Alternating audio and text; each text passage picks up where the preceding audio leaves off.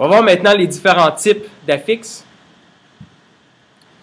On distingue 4 types d'affixes. Les préfixes qui vont typiquement se placer devant le radical. Les suffixes qui vont se placer après le radical. Il existe également ce qu'on appelle les circonfixes qui, eux, peuvent se placer avant ou après. Puis les infixes qui, eux, peuvent se placer à l'intérieur du radical. On ne va pas vraiment s'intéresser à ces 2 catégories-là. En fait, ils ne sont vraiment pas nombreux en anglais et en français. Ce qu'on va voir typiquement en anglais ou en français, c'est surtout des préfixes et des suffixes. Donc, normalement, un mot va avoir un seul radical, mais va pouvoir avoir plusieurs affixes. On a quelques exemples ici. Le mot rewrites.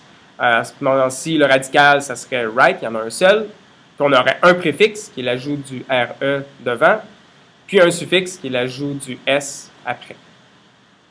Donc, préfixe pour avant, suffixe pour après. Unbelievably, dans ce cas-ci, on a le radical believe, un préfixe qui serait un.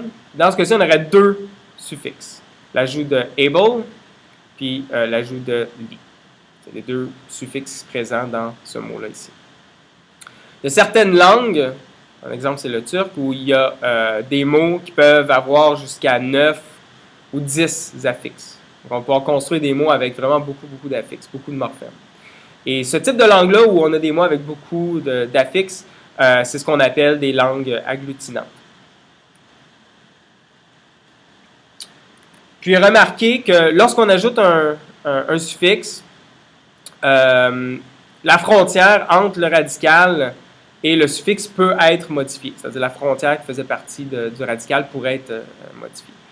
On peut ajouter des lettres parfois. Donc, on a begging et begged qui sont des exemples où ici le radical, ça serait beg. Dans ce cas-ci, on a ajouté un G avant d'ajouter le ing. Même chose ici avant d'ajouter le ed.